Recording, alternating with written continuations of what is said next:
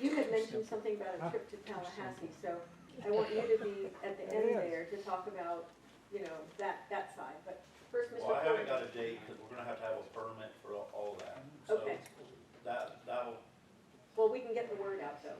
if y'all can help me get the word out, y'all can follow me on Facebook or, Okay. you know, and we'll be trying to put it out. And I'll probably actually put it in the Lake City Advertiser, stuff like that, because they have a lot of. Okay, because I think papers that go people out. really want to put They pressure wanna on get whoever involved the with that. decision makers are, and apparently they're over there, so.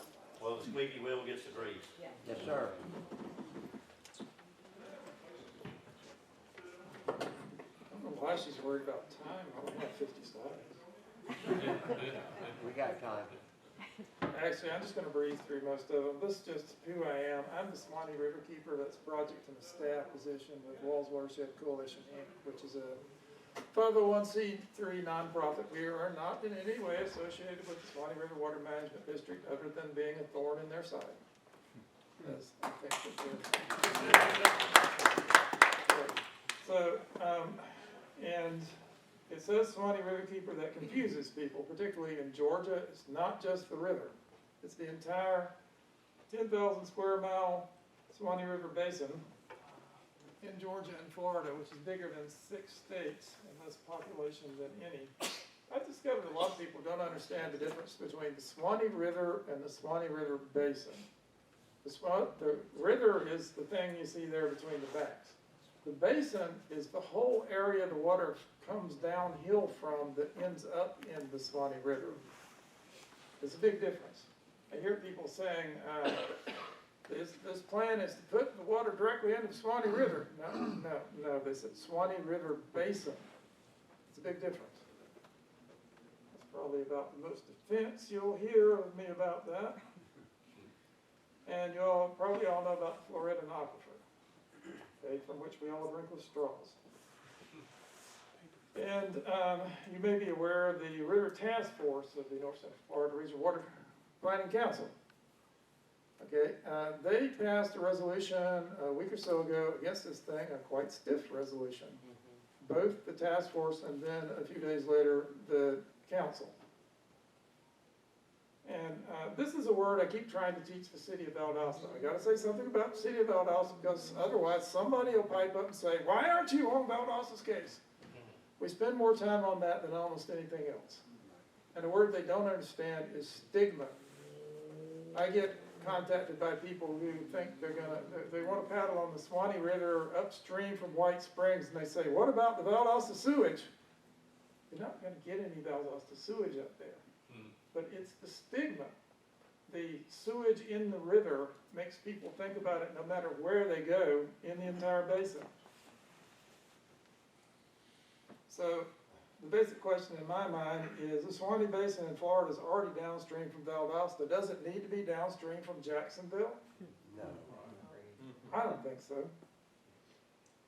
Okay, so there are two problems. Now, the one the districts say they're trying to solve, at least one of the problems, I know they're talking about the other one, is increasing water demand. Okay, this is one of their graphs of what's increasing. Notice that dark blue at the bottom. That's what's increasing the most. That's public supply. That's drinking water for municipalities. Do you think that's mostly in the Suwannee Basin? No, it is not. And also notice that black line, that's population.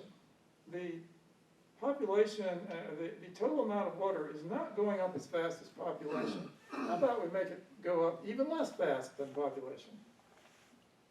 All right, and where is this demand in population?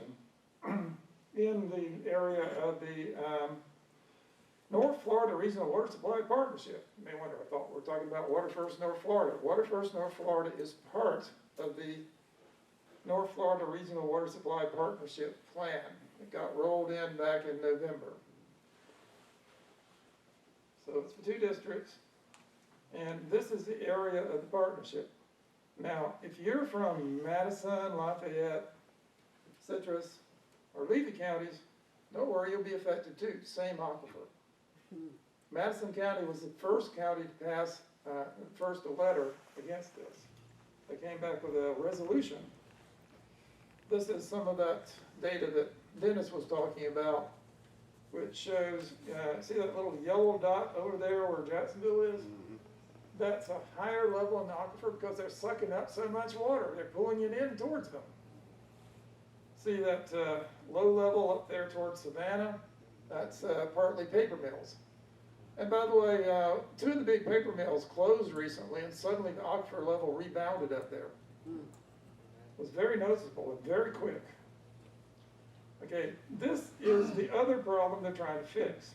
Well, there's yet another problem I'll get to in a moment. Lower flows and levels in the rivers and springs. It's a real problem. Just go out and look. You'll see it for yourself. And this is what I think Mr. Sessions was talking about earlier. This came out of the St. Johns River Water Management District Board packet for November.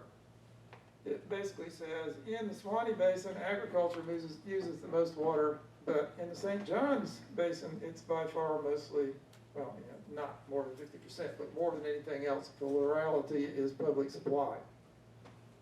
Okay, and this is their current map, which, I mean, can you tell much from this? Where is it going? You cannot. Okay, and back in November, the St. Johns District hired a consultant for 3 years to work on the planning. This is the kind of study that you heard that they had approved. The St. Johns District actually hired the consultant. And for this hiring, there was an advisory committee consisting of the Suwannee District, JEA, 3 other public utilities, water utilities, advisory committee, a non-voting advisory committee. The St. John staff and board made this decision, which is supposed to be benefiting the Suwannee District. I find that odd myself. And there's also the question of who's going to pay for this $1 billion cost? I've also now heard $1.1 billion. I got the $1 billion back in July from a Suwannee District Board meeting, but lately I've been hearing $1.1 billion. Apparently it's gone up by 10% in only a few months. That's not with the land too, right? Excuse me? With the land? That's not for acquiring land, that's not for negotiating right-of-way, it's not for building the pipeline, not that I've heard. Probably more. Yeah, probably more. Like 15 billion. I don't know, but I would bet more. It's just for greasing all the politicians. So the executive director of the St. Johns District tells me the St. Johns District's going to put in $125 million. JEA, back in November, their board approved $400 million. Now ask yourself, why would JEA approve $400 million for a project that's supposed to benefit the Suwannee Basin? What's in it for JEA? Well, we sort of know, but here's something in the press release about that decision for the $400 million. The region has created Water First as its solution. Who is this, the region? Do you remember voting on it? No. Do you remember voting for anybody who said they were for it? Right. Who is this, the region? It's the developers that have the money. Well, it's basically JEA, and this is what's in it for them. This has been alluded to. Florida Senate Bill 64, which I believe was actually 2021, says that starting in 2032, that wastewater discharge cannot go into rivers unless it's beneficial surface water discharge. In other words, basically drinking water quality. So JEA gets a place to send their treated wastewater. Us. That's what's Who in it carried for that them. bill in the Senate? Excuse me? Who passed that bill in the Senate? Who ran that bill? It hasn't went to the Senate, it ain't even at the House yet. 164. No, this bill passed in 2021. Oh, I thought he was talking about this. Who was the senator that passed it? As you heard earlier, the senator behind it was Senator Albritton. Senator Albritton, who is currently I believe, the president of the Senate. And I'm told he was at the district meeting at UF-IFAS. I didn't see him. Other people said they saw him there. Okay, other people saw it. So he's taking an interest. I haven't heard him say he's against it, which would be surprising. Okay, now this bill happens to have a loophole, which is quoted up here, which happens, if you read it, it exactly matches what they do with want to do with Water First North Florida. This loophole was added in after 2021 in an amendment. In both cases, JEA had a bunch of lobbyists there. So if you want to know who it's for, I say it's JEA. Now, this is the map that was shown in the July Suwannee District meeting. It looks more specific, like that far northwest yellow dot. And that looks like it's right on top of the phosphate mine. In fact, it looks like it's in the pond right at the top of Swift Creek. Swift Creek, by the way, according to an eyewitness who owns land right there, had a fish kill back last fall. By the time we got there to test the water, we didn't find anything unusual. We didn't find any fish in the creek either. So, and if you compare these locations with higher res maps of where they seem to be, they actually are near known wetlands, many of them municipally owned. Now, I sent an open records request in, I think it was December or January, asking for the GPS coordinates and the names of these wetlands, and the response was, we don't know where they are. I suppose technically they don't. Okay, and where does it go? What about all these other risks, which you've heard most of? I also asked for the pilot study and the wetland site assessment and the siting study RFQ. I got the RFQ. The other two, they said we don't have them yet. Well, it does say at the top of this slide from July, next steps. Those other two things are what that consultant's working on. Okay, and I already brought up this. Why is the Suwannee District a junior non-voting partner for things like hiring a consultant? And why should we believe that this pipe will never break or anything else?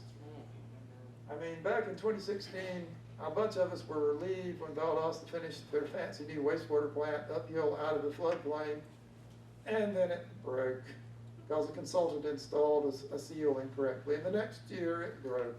And the next year, why should we believe that much larger Jacksonville is not going to have that kind of problem? Yep. Okay, how about limiting withdrawals?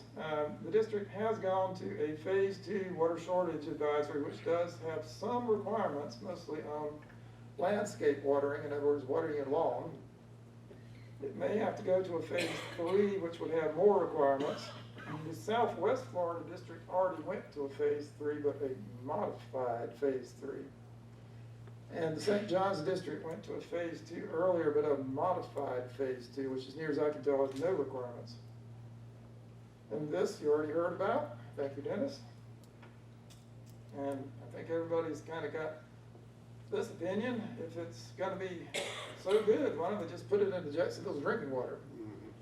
If it's not, why is it good to pipe over here? Okay, desalination.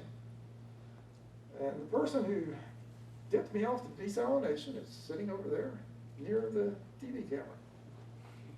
Okay, so we're told by the districts, some people in the districts, not everybody obviously, that desalination is too expensive. As part of their study, it's going to be 2 to 12 times as expensive. Well, that's funny. How come Texas, Arizona, and California can do it? There's one plant in Texas does 100 million gallons of seawater to drink, to end up with 100 million gallons of drinking water. You know, not everything gets approved. One of these, the one down at the bottom, got denied for environmental reasons. I hear they got a different one that did get approved. And Florida actually has more desalination plants than any other state. 41 as of 2023, I believe, according to the South Florida Water Management District. Now, most of them, as I was reminded by the executive director of the St. John's District, most of them are desalinating brackish water, not seawater. 2 of them do seawater. But wait, what is the St. John's River but brackish water? So, why is that an objection? And the total of these is, you can probably read it, I don't have the right glasses on, 292 million gallons. According to JEA's public supply is 120 million gallons.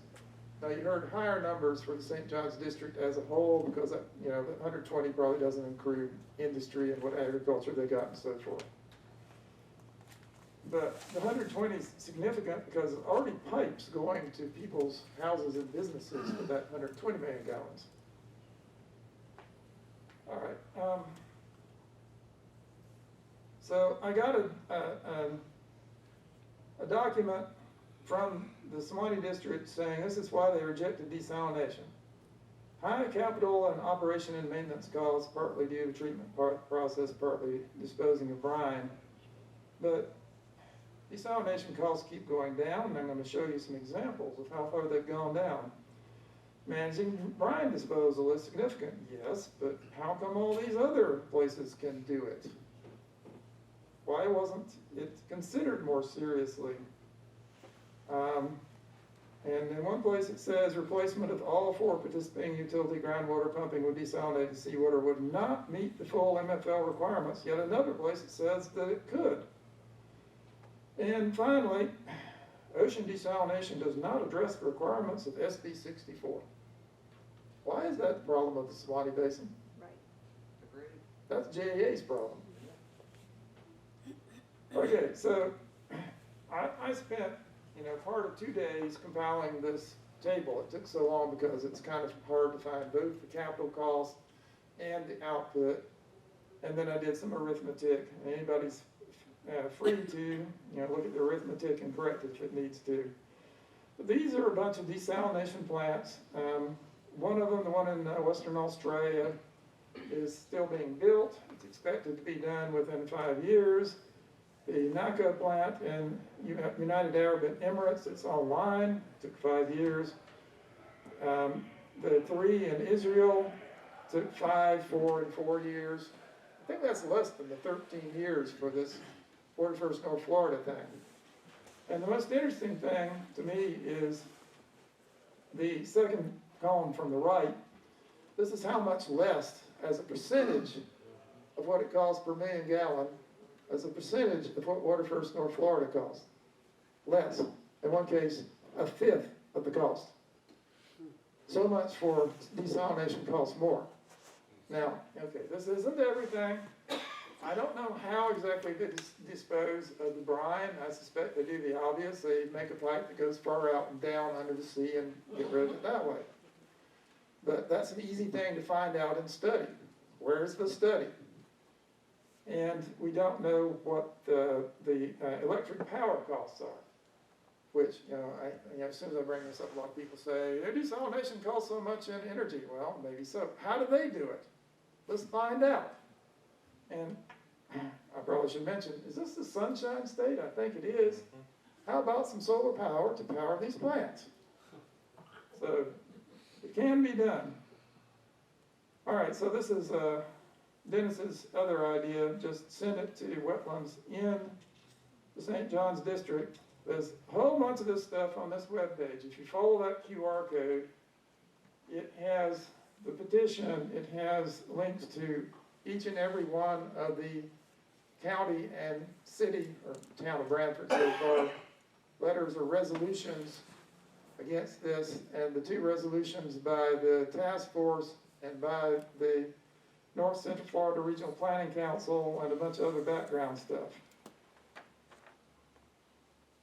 So, you can either write down that URL at the top or just follow the QR code.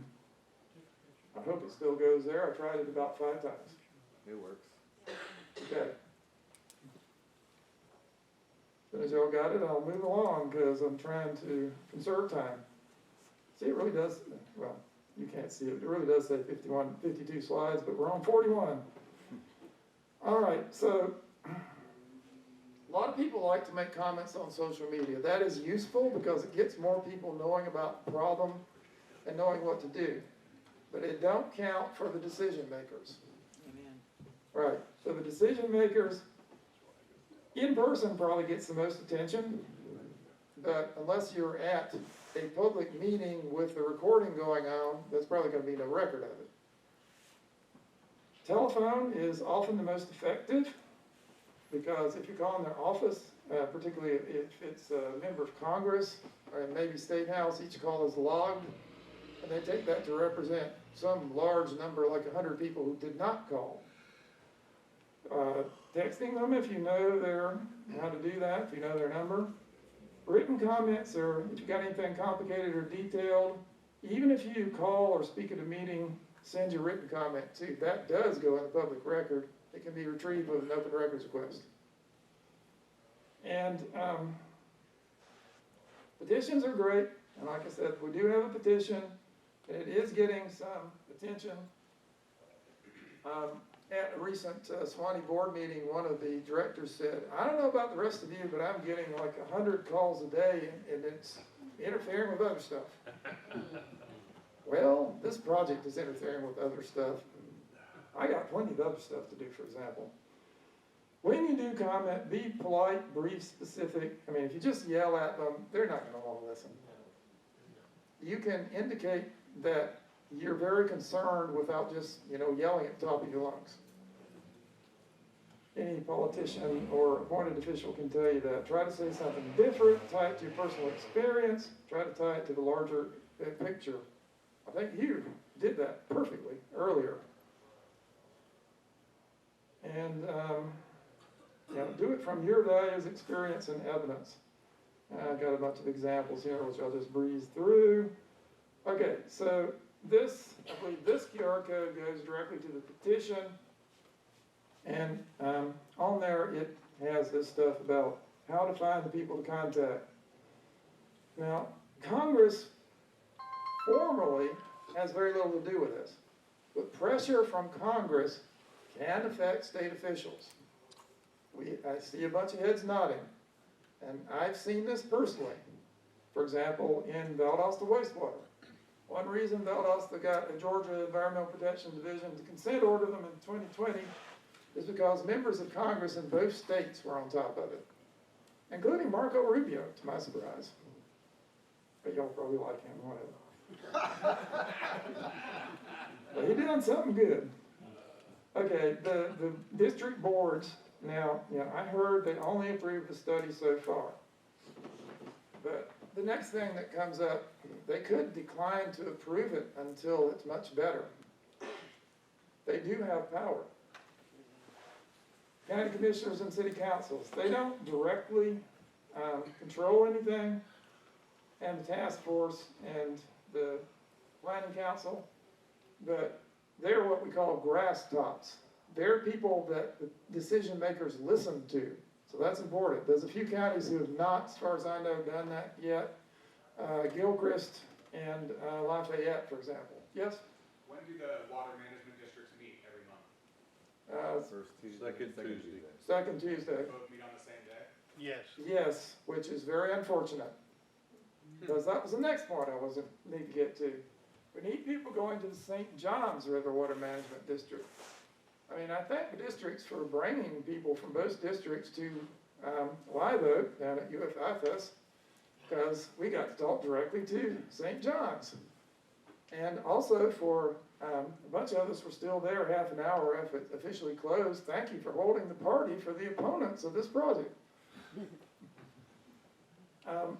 We also need people going to the JEA board meetings and the Jacksonville City Council meetings. Now that's difficult for me because I got more meetings than I can do over here. And they'll listen better if it's people who live in Duval County. So if y'all got friends or relatives over there, please talk to them. I'm trying what leads I've got, but I don't have a lot of leads in Jacksonville or Duval County. Because who could stop this? Well, let me think. City of Jacksonville, JEA, St. Johns River Water Management District.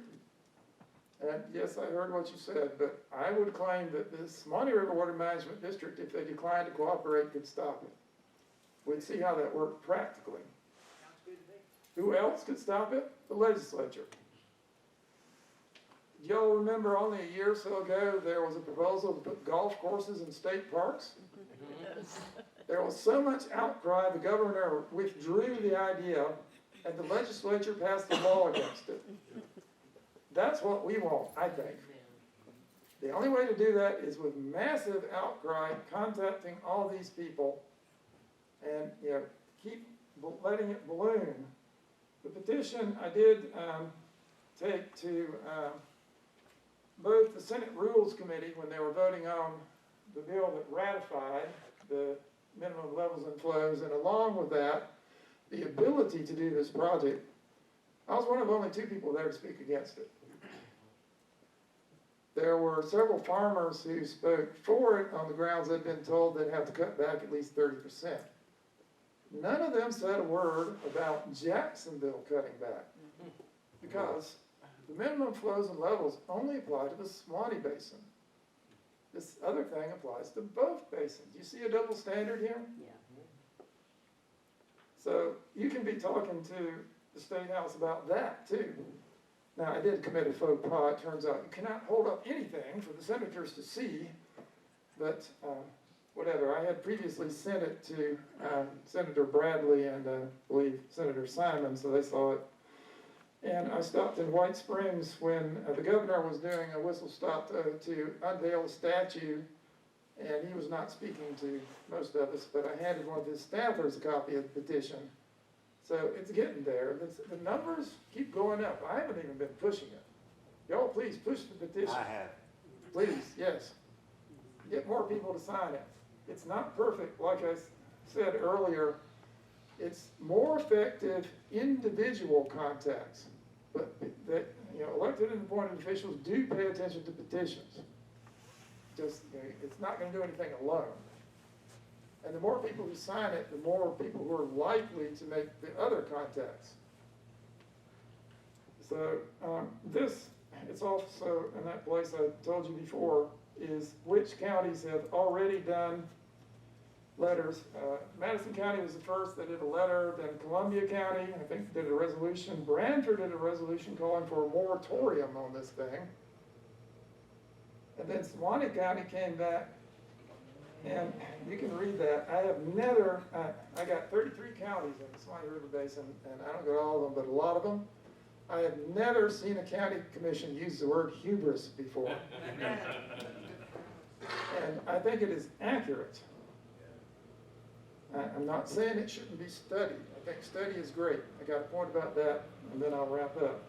And then Hamilton County, and they had a whole paragraph about the utter disrespect of the Suwannee District and JEA about this project, because the Suwannee District had first scheduled what was billed as a public meeting in Jasper, and then canceled it unilaterally, moved it first to district headquarters, then moved it to UFI Fest, then changed the format to what you saw with the tables and nobody speaking where everybody could hear them. Propaganda is what it was.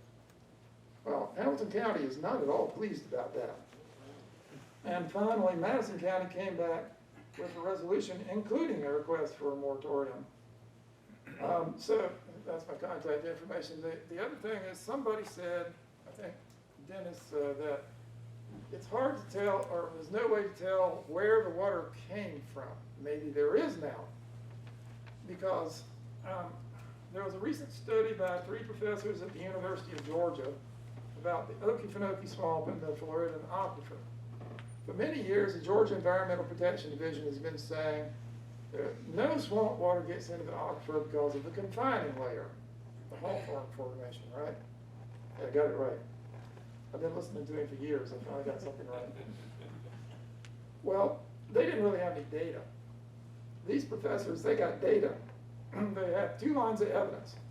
One is water levels in the swamp and water levels in the aquifer detected by wells. The levels in the aquifer rise and fall like a month after the levels in the swamp. The other is hydrogen has isotopes.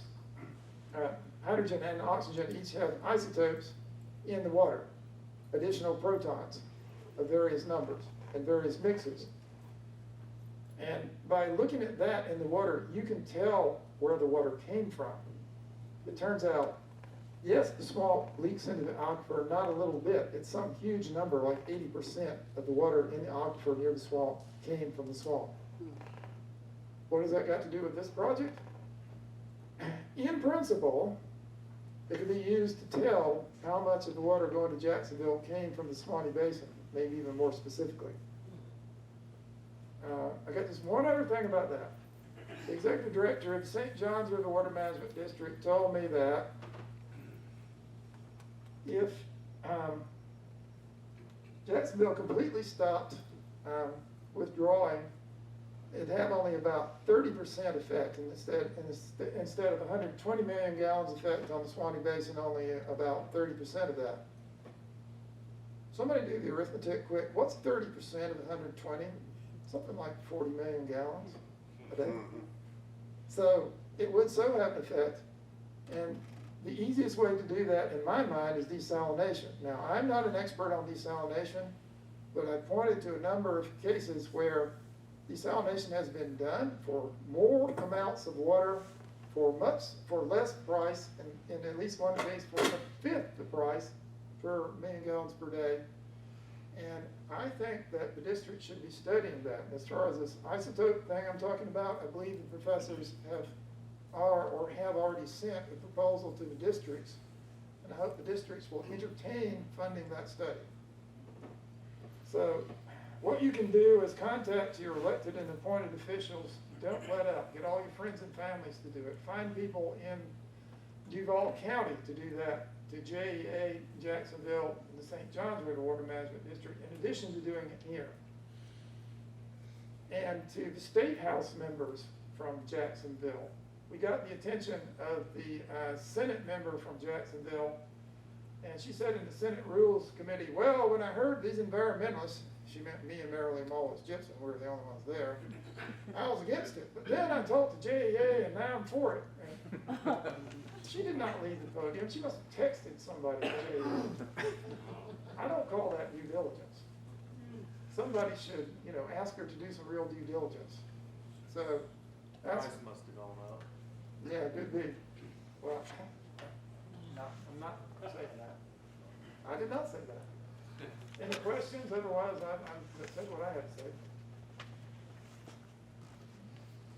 Oh, I'm probably bored them to death. I got one. That was good. I got one that's been dancing around on. The 40 million gallons a day that they want to send over here, that's the big deal, isn't it? It's not really, the minimal flow levels are low right now in the lower Santa Fe and the Suwannee. That's a drought thing. It seems like this has been selected to be done during drought season. Their biggest issue is not being the good guy and giving us water to raise our levels. Their issue is to save money. The way I see it, and I've studied it some, not like some of you guys, but their biggest issue is the cost of them having to dispose of that 40 million gallons a day of that wastewater. I agree with that last part. I think the drought is actually coincidental because in one of the documents I got from the districts, it turns out that in 2024, they were having meetings about every other month all year about what turned into this project. They were calling it something else at the time. Do any of you ever remember being invited to those meetings? Did you ever hear of those meetings? I never heard of them until it was in an obscure document I got the district to send me. So they've been working on this for years. Is there a video of this meeting tonight? Yes, that video camera there is the one I brought, which it will be on YouTube. Give me a day or two. I'm like 3 meetings behind already. She's with Channel 20, right? And, it's TV. She won't have the whole meeting, but she'll have something. One more quick one, I'll stop. Everybody keep in mind, Florida's now outlawed fluoride in municipal waters. All right, it was a byproduct of fertilizer production. Okay, they needed a cheap way to not have to pay to dispose of that, so they put it in our daggum drinking water. Right? This is a similar thing going on. That's the way I see it. Yeah. Interesting analogy. Very true. Anybody else? Yes? I know this is a little off the wall, but it concerns me, concerning EPA, Environmental Protection Agency. I thought they were a national organization, but from my understanding, they're state level and then national level. Is that correct? Each You know anything state, about that? each state has their equivalent of the EPA. In Florida, it's the Florida Department of Environmental Protection. The districts are actually arms of DEP. In Georgia, it's the Georgia Environmental Protection Division. The feds usually delegate most of the permit decisions to the state departments. There was a recent decision that the feds have actually taken back some of that authority from Florida DEP. Well, how come, or what can we do to put more pressure on EPA to do their jobs? I mean, how come it's so easy, to my recollection, I may be wrong, but it's like, I've been over here, I'm a welder, trade, and I've been in this folding mill since the 80s, and of course now I'm retired, but I've been in other places, and I know that place has got filthy water. It's very filthy, and there's other paper mills I've been in too. But I know, for example, they may have a day that EPA is gonna come, and, do their safety stuff, and we'd be told, buckle up, you do your best to be on your, looking up on safety. Well, and then directly you'll find out that then APA never did show up. How come it's so easy, and I know I might be talking out of turn, that EPA and these other corporations that's got the money and more political pull, how come there can't be more done about that issue? You want a two-word answer? Yes. Campaign finance. Sir? Campaign finance. Who puts up the money for the campaigns of many of the elected officials? The big developers, mining companies, and so on. Big money. That's the problem. Exactly. What can you do about it? Well, you could try to get that changed, which is not impossible. Montana is probably going to have a referendum on its ballot saying they're going to change how corporate charters work in Montana so that corporations cannot fund elections. Any state can do that. Meanwhile, without that, put pressure on your elected officials to get Florida DEP to do something. Can we even get our president involved? You can try. He lives in Florida. Sir? He lives in Florida. That's what I'm hoping. You There ought were to be, two other people, who wanted to make a brief comments. Joe Squitieri, is he still here? Yes. Yeah, I'll make it really brief.